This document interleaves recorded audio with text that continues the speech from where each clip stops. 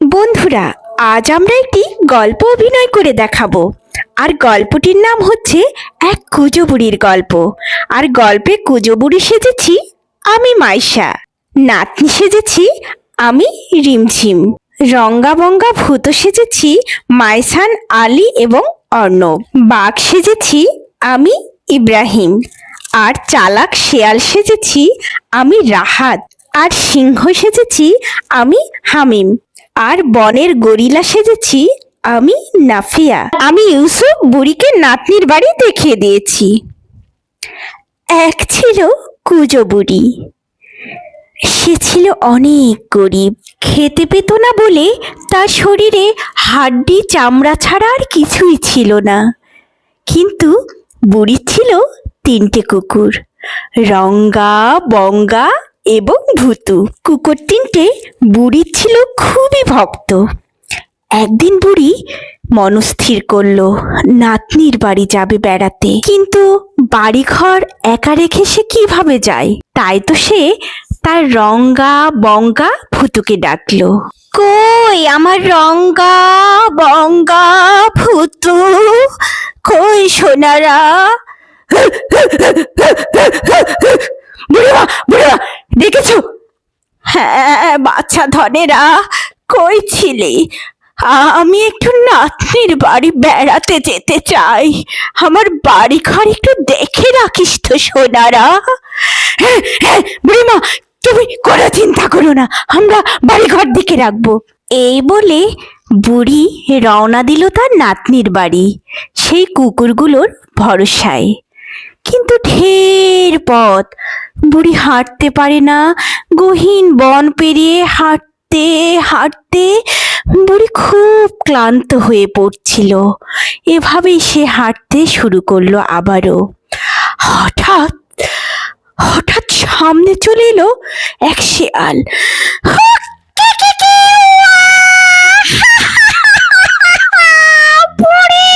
আমি তোকে খাবো।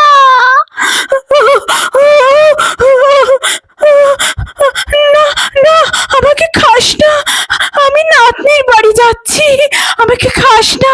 আমার শরীরে কিচ্ছু নেই, হাড্ডি চামড়া ছাড়ার কিচ্ছু নেই।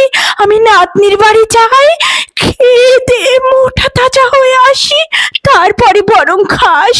শেয়াল হ্যাঁ হ্যাঁ, বুড়ি তো ঠিকই বলেছে, বুড়ির গায়ে তো কিচ্ছু নেই, তার চেয়ে বরং একটু ধৈর্য ধরে খায়।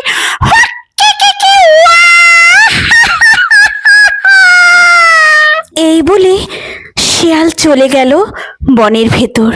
আর বুড়ি কষ্ট করে আবারও সেই কুজো হয়ে লাঠিতে ভর দিয়ে আবারও বনের মধ্যে হাঁটতে শুরু করলো অনেক কষ্টে। এভাবে চলতে চলতে আবারও সামনে এসে পড়লো এক বাঘ। বুড়ি আমি তোকে খাবো, আমার পেটে অনেক ক্ষুধা। আমাকে খাস না, আমার শরীরে হাড্ডি চামড়া ছাড়া আর কিছু নেই। আমি নাতনির বাড়ি যাচ্ছি, খেয়ে দিয়ে মোটা তাজা হয়ে আসি, তারপরে বরং খাস। তখন বুঝতে পারলো বাঘটি, হ্যাঁ সত্যি তো, তোর শরীরে কিচ্ছু নেই, বরং আমার পেট ভরবে না, আমি একটু ধৈর্য ধরে খাই। এই বলে বাঘ চলে গেল গহীন বনে। এভাবে বুড়ি আবারও কষ্ট করে লাঠিতে ভর দিয়ে উঠে পড়লো এবং হাঁটতে শুরু করলো তার নাতনির বাড়ি। পথ আর শেষ হয় না, আর এত বিপদ।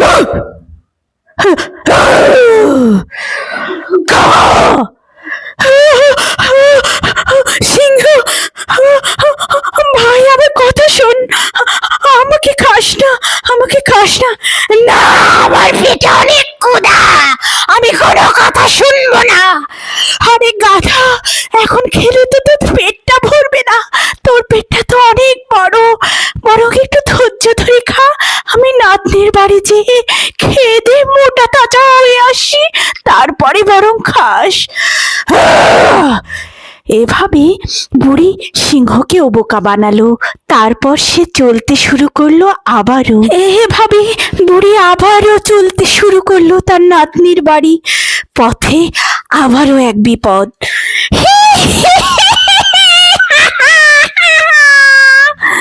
বুড়ি কই যাস? বুড়ি এভাবেও সেই গরিলাকেও বোকা বানালো। তারপর গরিলাটি সেই বুড়ির কথা শুনে সে আবারও চলে গেল এবং বুড়ি সেখান থেকে উদ্ধার পেয়ে গেল।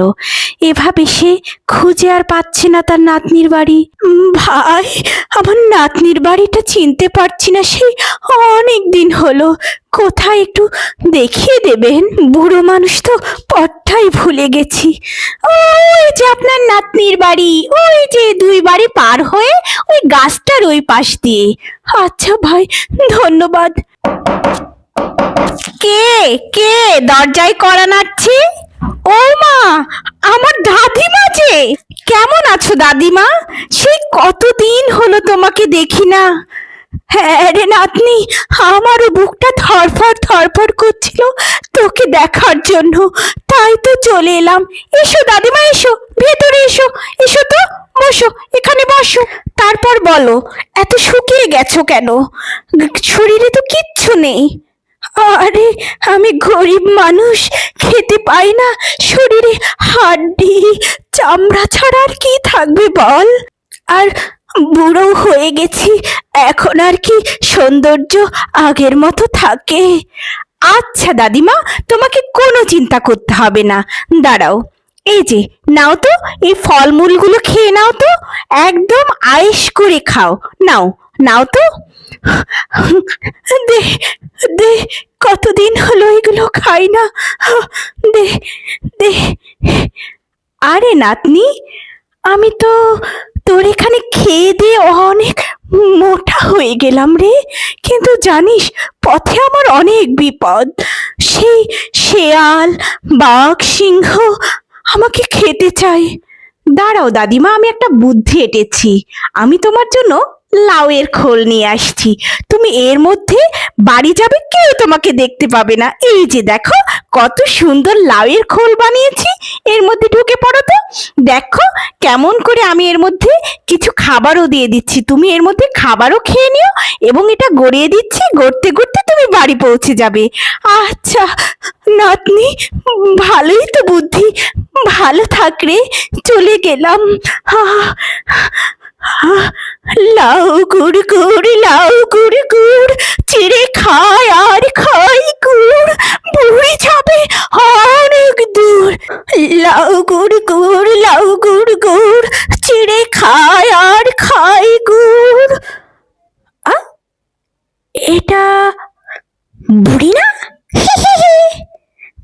না, এর মধ্যে বুড়ি থাকবে কি করে? এটা তো লাউয়ের খোল, দিই গড়িয়ে। এই যা লাউয়ের খোল, যা। এই বলে গরিলা, তারপর সিংহ সেই লাউয়ের খোলটাকে চিনতেই পারলো না যে এর মধ্যে বুড়ি আছে।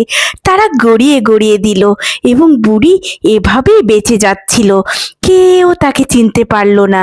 এভাবে সেই লাউ গুড়গুড়, লাউ গুড়গুড় বলতে বলতে সে বাঘকেও ধোকা দিয়ে চলে গেল। লাউ গুড় গুড়, লাউ গুড় গুড়, চিড়ে খায় আর খাই গুড়, বুড়ি যাবে অনেক দূর।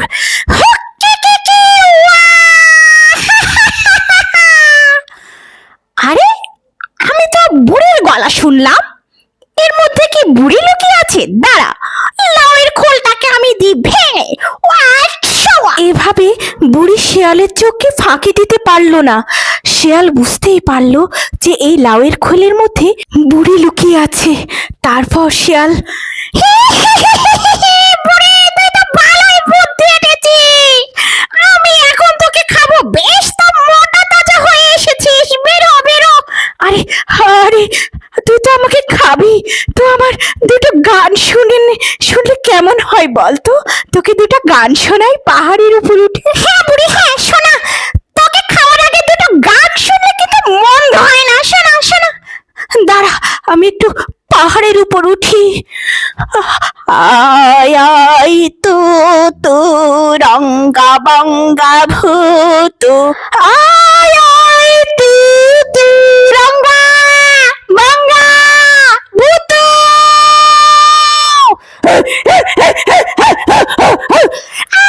মরে গেলাম রে, মরে গেলাম। বুড়ি বাঁচা, তোর রঙ্গা বঙ্গা ভূত আমাকে মেরে ফেললো রে বুড়ি।